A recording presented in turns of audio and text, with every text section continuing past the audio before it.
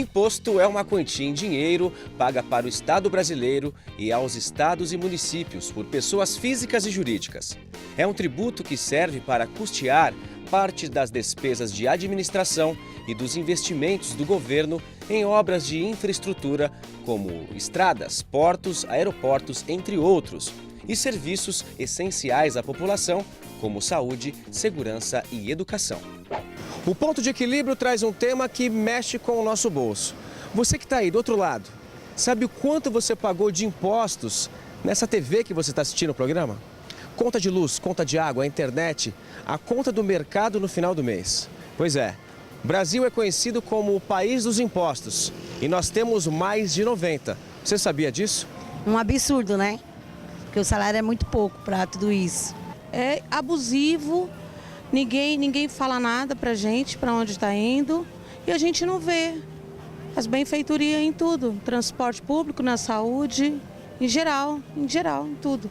Tem também impostos sociais, tal, vê que de repente não compensa você empresariar no Brasil. Em comparação com os países ricos, não temos nem de longe a maior carga tributária do mundo. O país está no meio da tabela, é o 15º entre 35 países.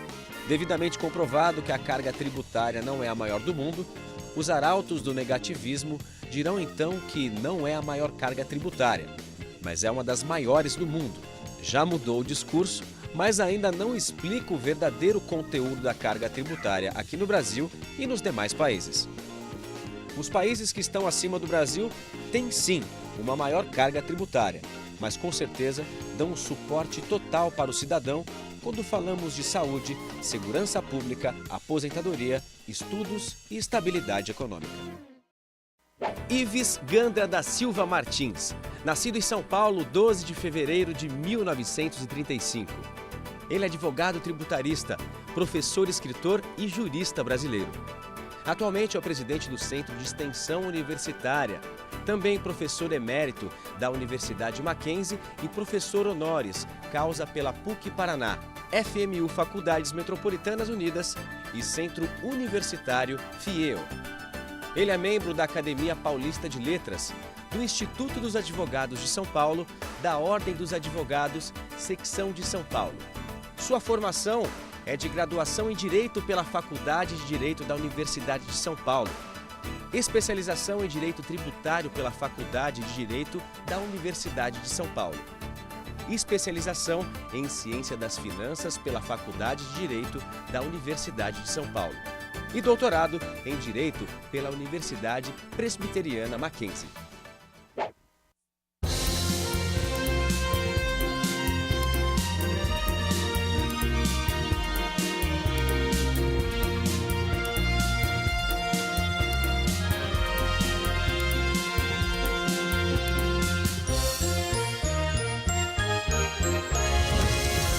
Muito boa noite, meu amigo, minha amiga. O nosso encontro de final de noite, toda quinta e todo domingo, às 11h30 da noite. É o nosso ponto de encontro, programa Ponto de Equilíbrio.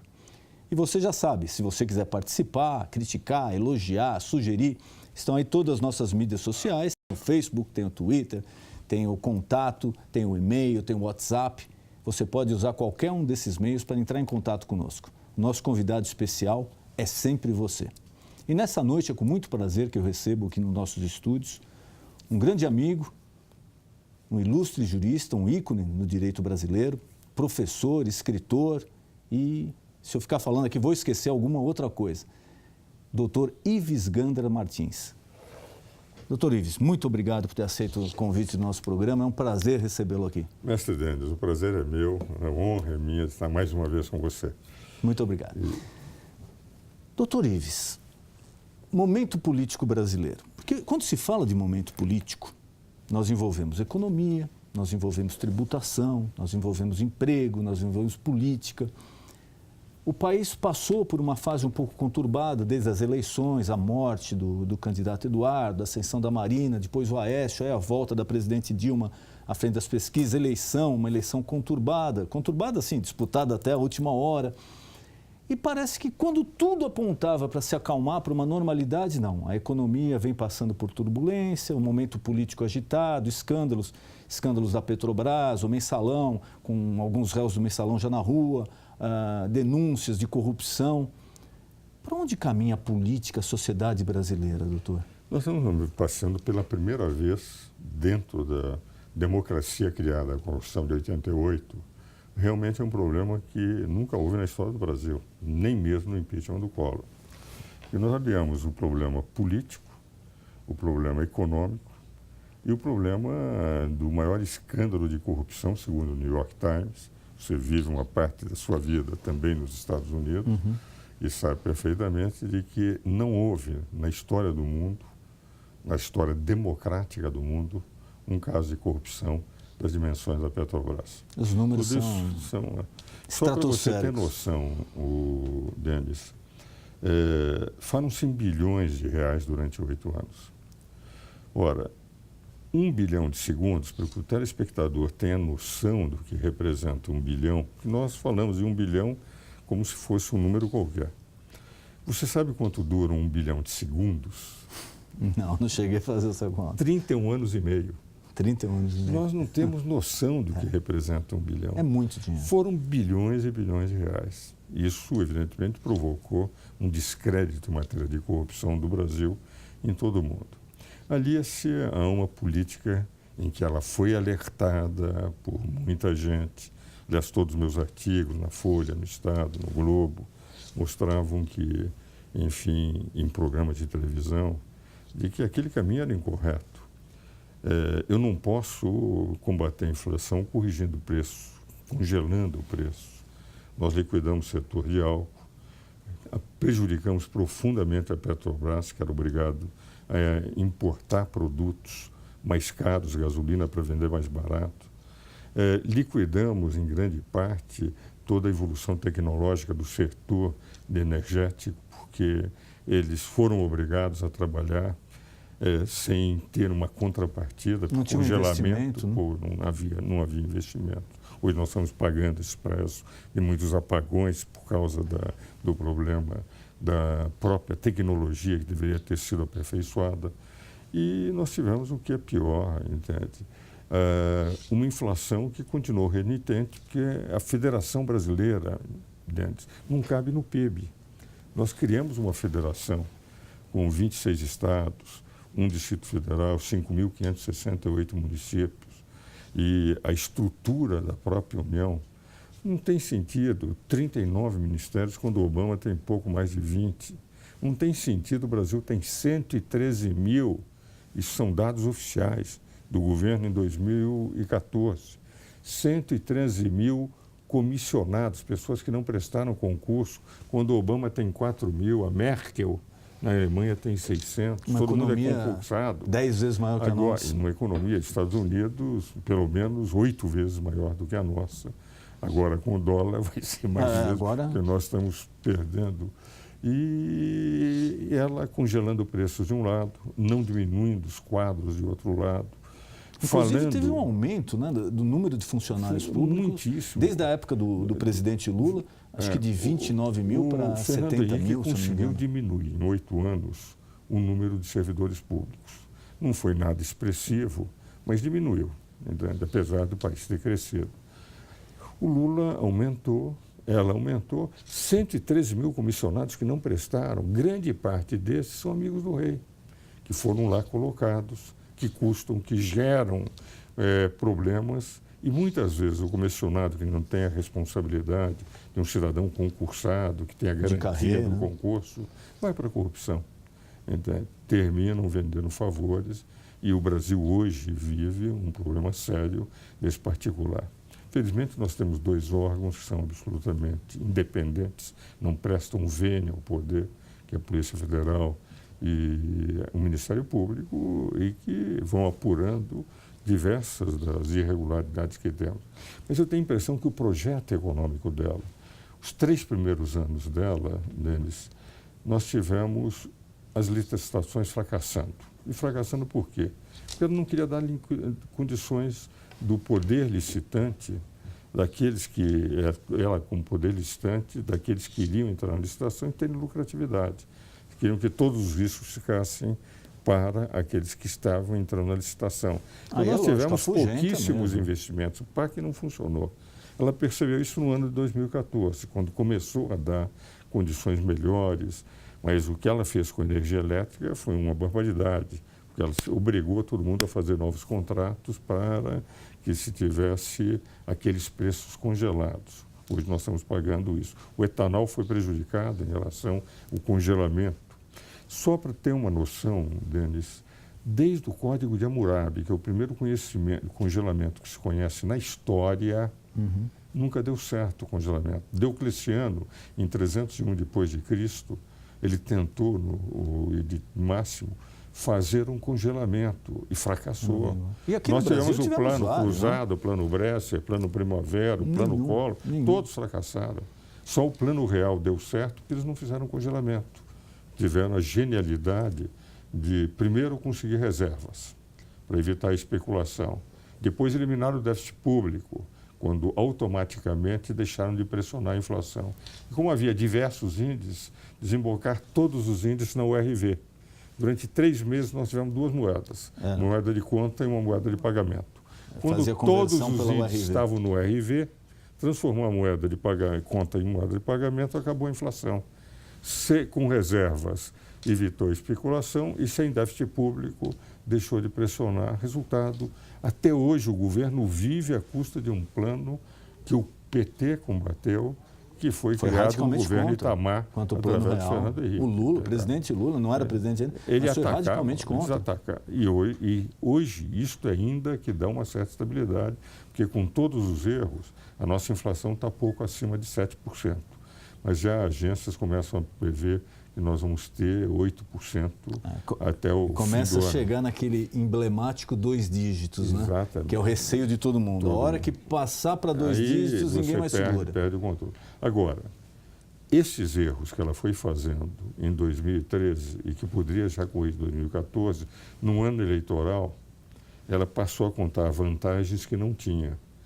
Todo o programa que o João Santana colocou para ela, e ela dizia que era o candidato Aécio, queria tomar medidas radicais, ela foi obrigada a tomar pelos erros que ela praticou durante 4 anos. O remédio amargo era inevitável. Mas era inevitável. Só que ela dizia para ela era inevitável. Qualquer que fosse o presidente iria passar 1 ou 2 anos com dificuldade. Só que ela disse que o candidato Aécio iria apresentar e ela que teve que fazer. Na verdade, ela sabia, porque está na administração, está no dia a dia. Claro. Embora ela, do ponto de vista de concepção de economia, ela é economista da Unicamp, não fez nunca mestrado nem doutoramento, mas o que ocorre é que ela tem uma concepção de acreditar no Estado e na possibilidade, ela tem uma certa aversão ao lucro, talvez pela formação ideológica dela, e foi isso que prejudicou os 3 primeiros anos nas licitações públicas. O certo é que os 4 primeiros anos foram um desastre,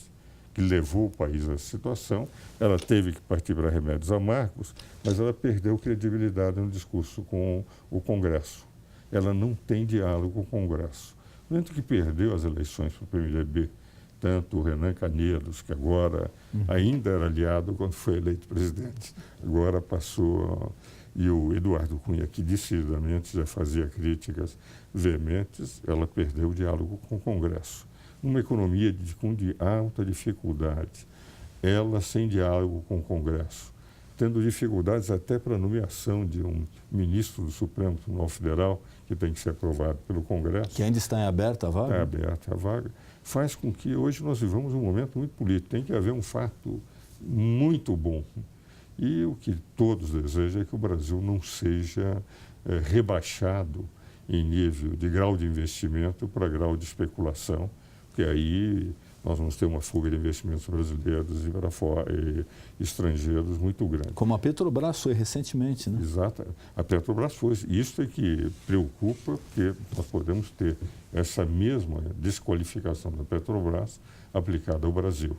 O Levi, a meu ver, é um excelente ministro da Fazenda, está tendo dificuldade de levar o seu plano pela falta de diálogo da presidência com o Congresso, E nós sentimos que essa sensação de falta de diálogo que o Congresso tem com a presidente Dilma está levando, inclusive, a retaliações.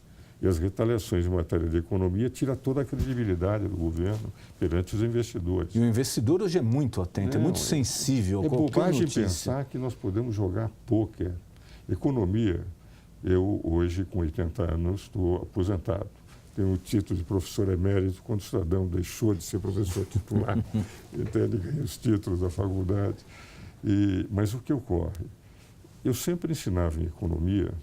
Eu dava direito econômico e direito constitucional. Fui titular das 2 cadeiras na Universidade de Mackenzie. Eu dizia em direito econômico, eu ensinava metade do ano em economia pura e a outra metade o direito aplicado à macroeconomia. Não o direito econômico, de CAD, etc., mas o direito aplicado à macroeconomia. Eu dizia o seguinte: economia não é uma ciência ideológica. Toda ciência ideológica que se pretende aplicar na economia vê todos os países atrás da cortina de ferro, como fracassaram, Cuba. Toda a economia não foi, porque... E nem é uma ciência matemática. Não adianta eu fazer cálculos, entende?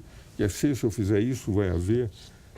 A matemática, no máximo, é um bom instrumento depois de definida uma política. É uma ciência psicossocial. É o consumidor que reage, é o investidor que reage. Eles é que fazem a economia.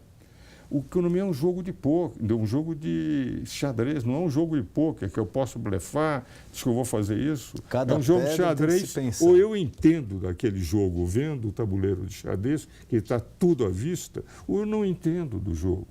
E o tabuleiro de xadrez tem que mostrar o seguinte: como é que comporta o consumidor, qual é a reação, quem tem poupança, como é a reação do investidor. Como é que estão as contas públicas, como é que está a emissão do dinheiro, a inflação. Se podia, quando ela começou com a chamada contabilidade criativa, ela podia apresentar isso para agradar, digamos, de que ela estava cumprindo.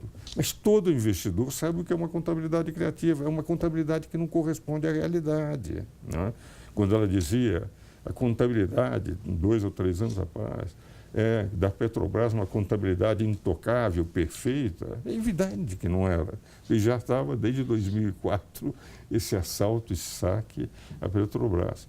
Tudo isso são componentes que hoje, ela, para poder enfrentar, ela teria que ter uma capacidade notável de voltar a saber dialogar com o Congresso, B, ter aprovação de um plano, C, mexer nas contas públicas para reduzir o tamanho. Ela tem que tirar a adiposidade do Estado. Você entende o seguinte, Denis? O CDE deu em 2012 a carga tributária de todos os países no mundo. Estados Unidos, pouco mais de 24% do PIB. Os serviços públicos nos Estados Unidos são fantásticos. Funciona.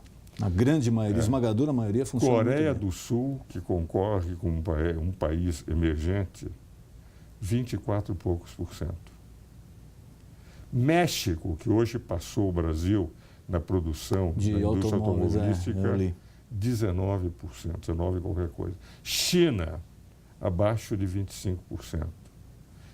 Japão, terceira economia do mundo, 29 e poucos %. Suécia, 31%.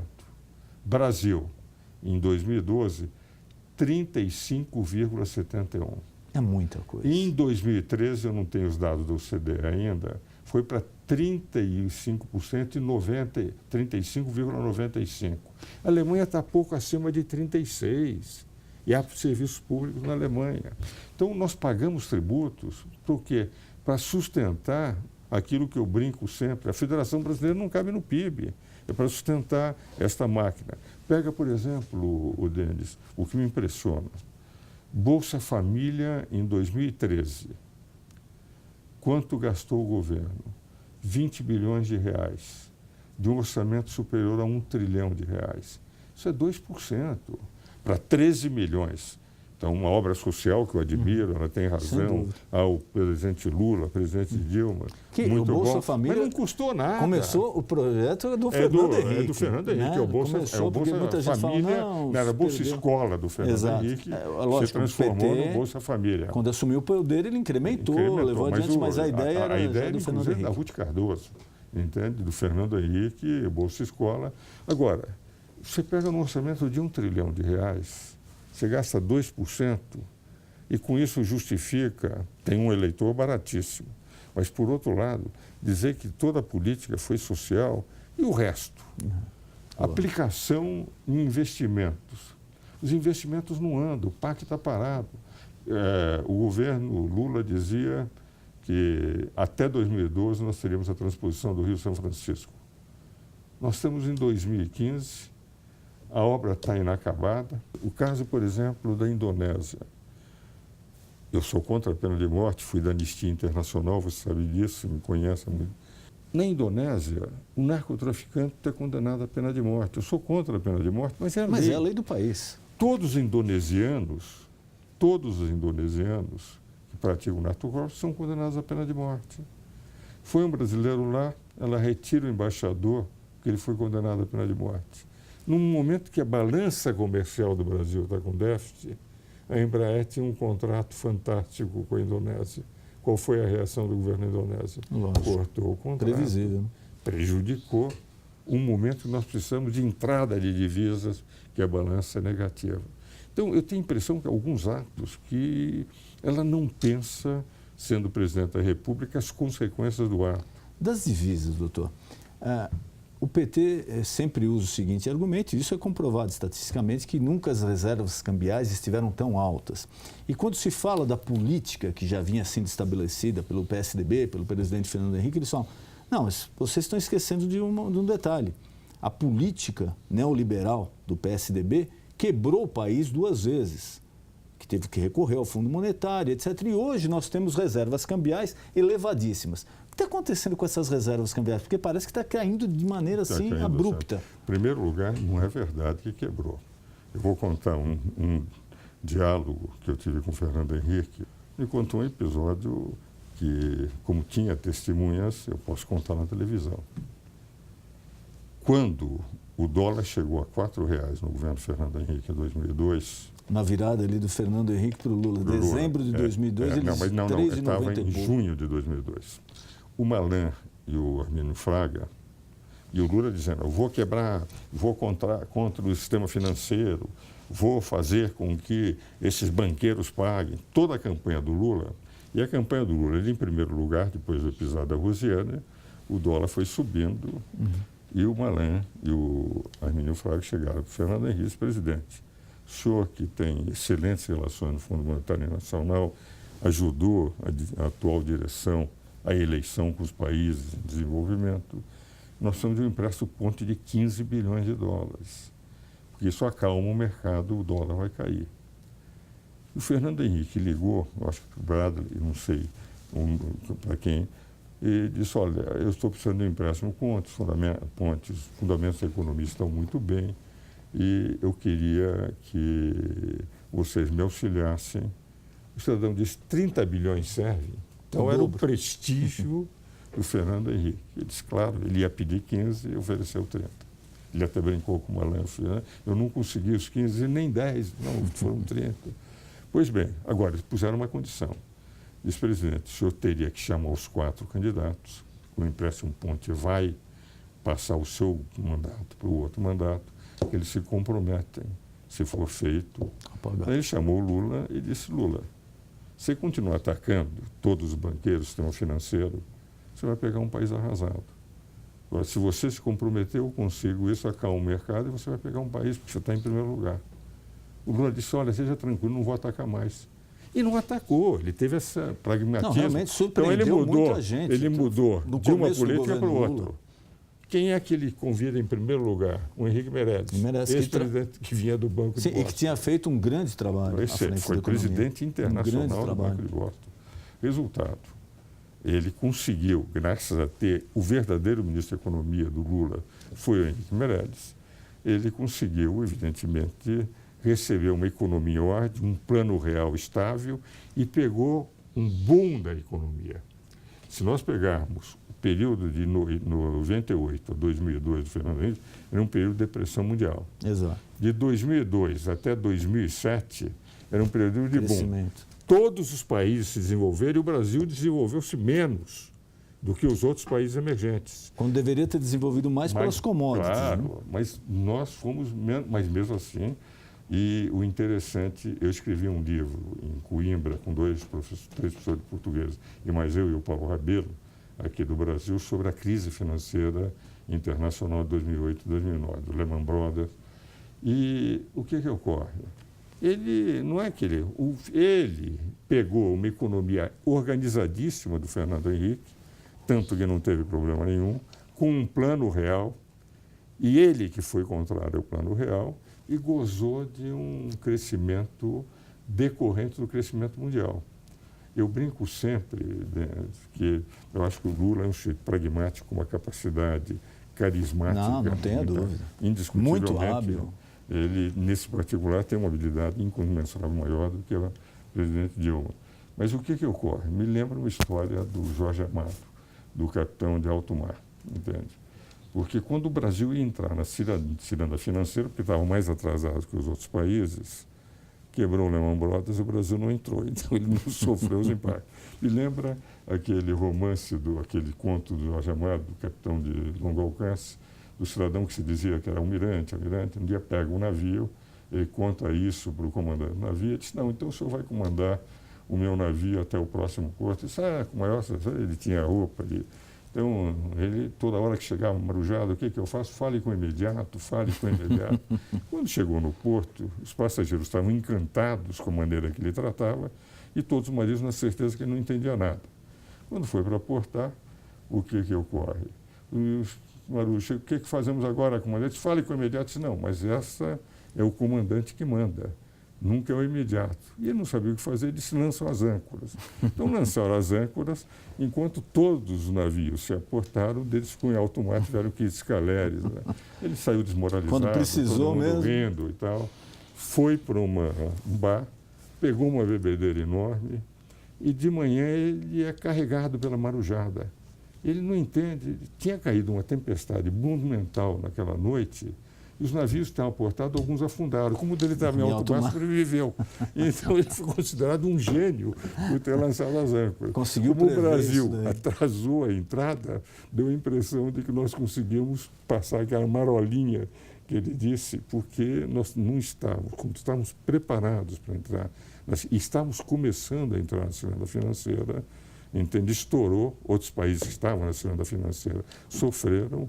Agora, o certo é que quando a presidente Dilma pegou o país, aí havia condições de fazer muito mais. Mas ela não seguiu, digamos, esse pragmatismo. Ela não teve um Henrique Meirelles, que era o verdadeiro. Ela mesma foi a ministra da Economia, entende? E o que nós vimos, congelamento, achava que poderia, as empresas tinham lucros em excesso, então teria que controlar aqueles que trabalhassem com o serviço público, não controlou a corrupção. E o que nós vimos é hoje... A máquina do governo cresceu demais, demais. Mas enormemente, engordou a adiposidade da máquina administrativa e hoje nós estamos pagando este preço de 4 anos terríveis. Ela percebeu, está tentando modificar com o ministro Levi, mas a falta de diálogo com o Congresso, de credibilidade, hoje, infelizmente, avança mais do que a tentativa dela de corrigir os erros passados. Doutor, um outro ponto que se comentou muito lá atrás, e para a gente, eu trabalho em mídia, sou advogado de formação, quando se fala alguma coisa, restrição à liberdade, a gente já fica de imprensa, de se falar, de expressar o pensamento, você já fica com a orelha em pé, porque não é uma coisa salutar a nenhuma sociedade. Um tempo atrás, alguns anos atrás, tentou-se fazer um controle velado do jornalismo. E mais para frente, um controle velado da mídia. E agora, mais recentemente, o plano dos direitos humanos. O que o senhor acha que... Qual é a massa desse bolo? O que pode sair de tudo isso se a sociedade não ficar muito atenta? Nós corremos sérios riscos. Primeiro, a controle da sociedade através desses conselhos criados pelo Decreto 8.243. Eu quero que o Conselho disse, não, o povo vai eleger e definir as políticas, é a expressão, que os ministérios deverão adotar, cada ministério deverá ter um conselho do lado.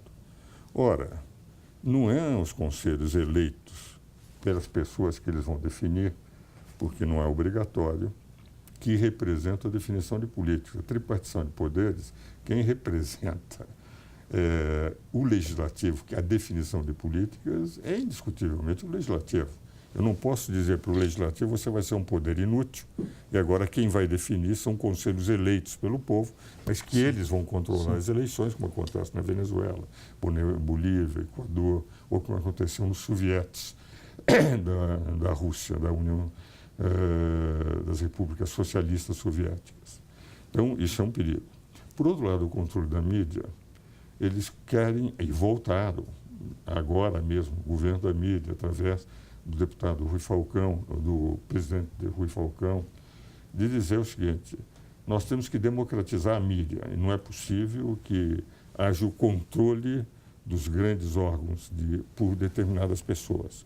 Nós temos que democratizar. Ora, a democratização, nós vimos o que aconteceu na Venezuela, quando eles tiraram dos órgãos de oposição, dizendo que teriam que cindir, eles passaram eles mesmos a comprar aquele controle que eram de pessoas de oposição, e a mídia passou a ser uma mídia de defesa do governo.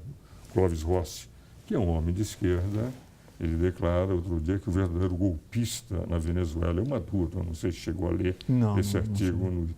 A semana passada, na Folha, a semana passada, ou retrasada, na Folha de São Paulo, mostra que 45 mil ações foram propostas, desde o Chaves até agora, contra o governo, sem que tivesse uma sentença favorável. Você viu o que é o Poder Judiciário. Mas se você controla e diz o seguinte: vou pegar todos os jornais, etc., dividir, fazer com que outros, eles vão controlar, porque são eles que vão adquirir, como aconteceu, como está acontecendo na Argentina. A Argentina com Clarinho, né? Clarinho, uma briga terrível lá. Então, a impressão que eu tenho, como eles não conseguem ter o controle da própria mídia, porque a liberdade de imprensa são os pulmões da sociedade, nós só temos o despertar de tudo que está acontecendo de podridão nos porões do governo, em decorrência da mídia que desventa isso para a sociedade.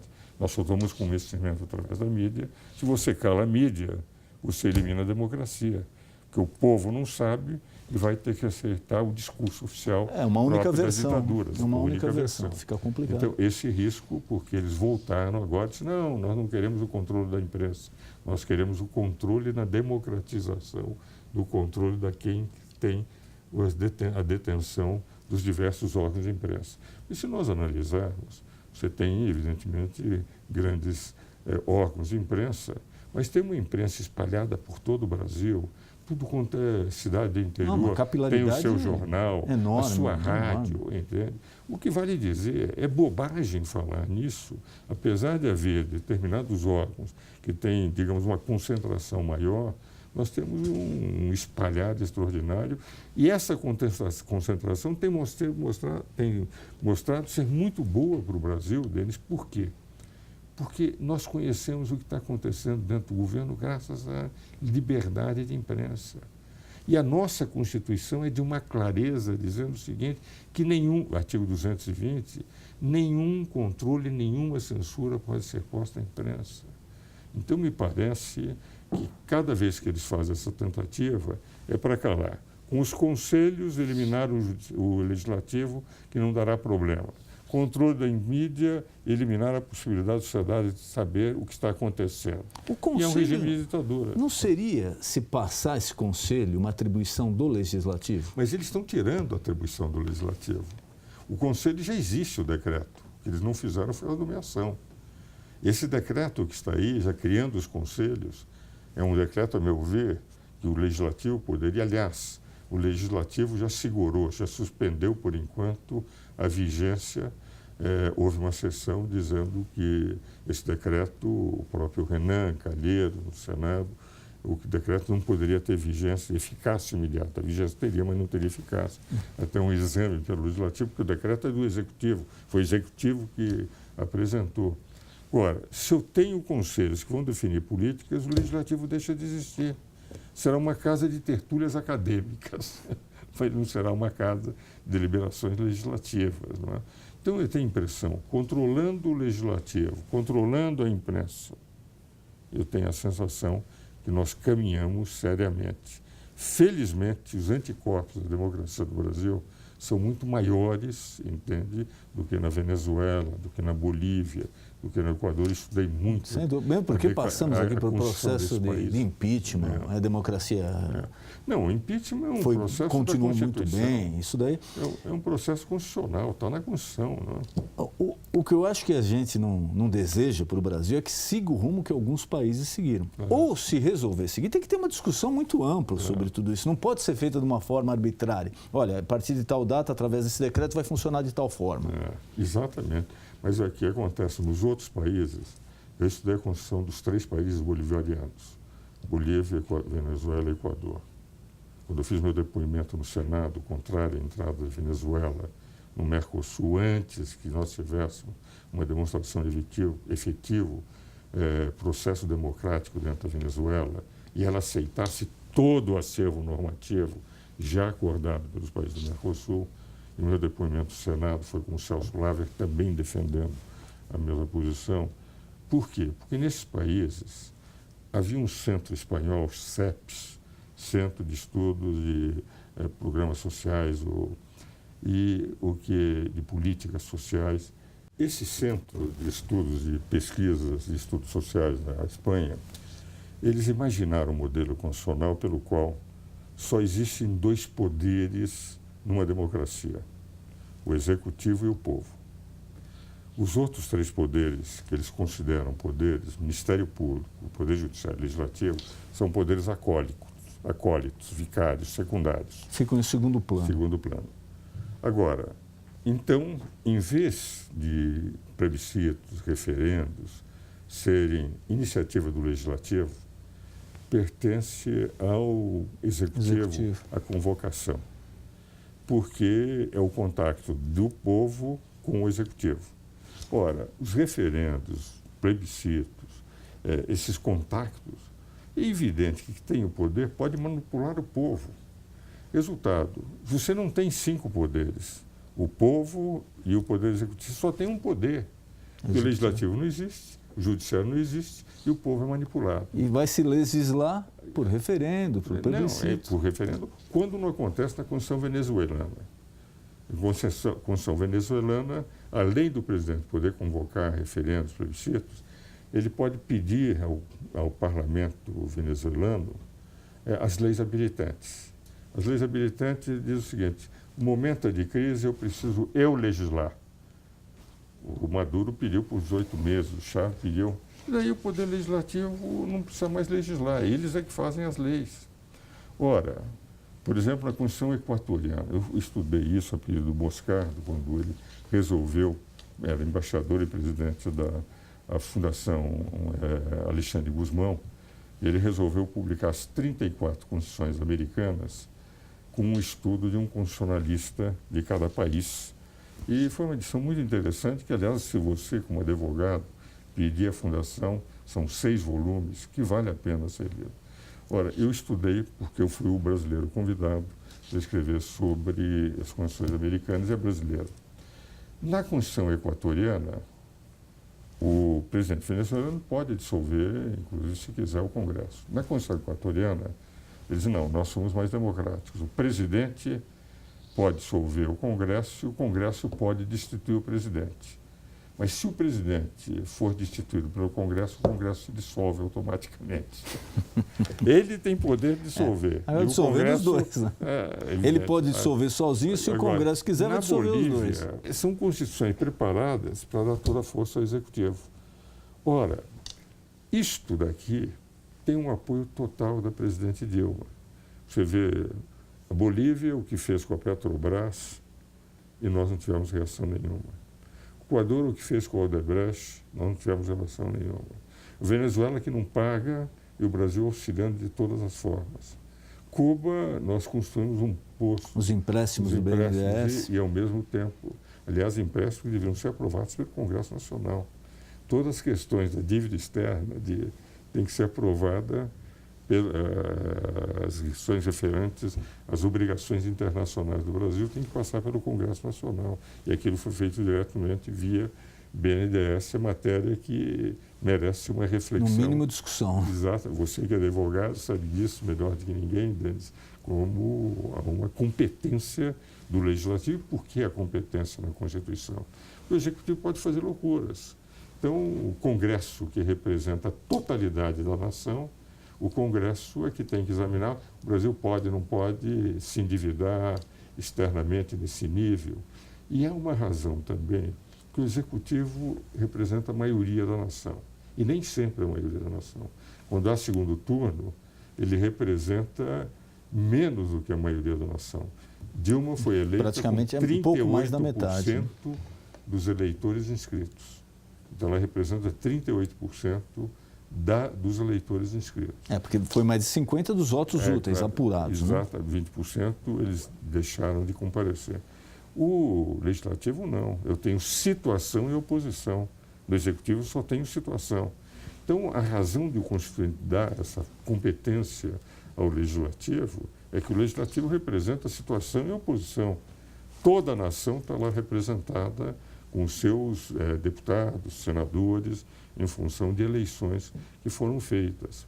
Então, tudo isso nós temos na nossa Constituição, mas nas constituições feitas pelos CEPs, orientadas, não feitas, mas orientadas desses países, são constituições realmente de semiditaduras. Quem manda é o Executivo, e quando o Executivo não tem controle dos outros poderes, Montesquieu, lembra-se que nós estudamos na faculdade Montesquieu, você e eu, o que ele dizia? Quando foi criticado, poder dividido não é poder, quando ele lançou o Espírito das Leis. Ele disse, o homem não é confiável no poder, é necessário que o poder controle o poder. Por isso tem que haver um poder legislativo, executivo e um judiciário. Você lembra nos nossos bancos e a acadêmicos? Harmonia, né, dos três poderes, que se aprende desde sempre. Né? Independência e harmonia dos três poderes. Então, esse é um problema sério que nós estamos vivendo. É a minha esperança que ou nós teremos uma solução institucional, se não conseguir efetivamente sair desse caos em que estamos vivendo, ou ela consegue, via o bom ministro da Fazenda que ela colocou, e reestabelecer a confiança, a credibilidade brasileira. Mas ela está num dilema muito forte, que se ela não conseguir restabelecer a credibilidade e o Brasil entrar num processo colapsial, nós poderemos ter uma crise institucional muito grande. Tomara que isso não aconteça. Eu também espero. Meu grande amigo Ives, muito obrigado. Denis, a alegria por você ter aceito o convite. Com É um prazer enorme abrilhantar o nosso telespectador com todo o seu conhecimento, de leis, de Brasil, de economia. Eu queria te colocar à disposição algo que eu não perguntei, alguma mensagem que você queira passar para o nosso telespectador, por favor, fique à vontade. Eu tenho a impressão, a mensagem que eu passo é o seguinte, eu tenho 80 anos, advogo há 58 anos, sou professor desde 1960, professor universitário e professor de cursinhos desde 54. Ou de preparação para vestibulares. Eu sempre acreditei nesse país. Nós já passamos momentos de muita crise e saímos dessa crise.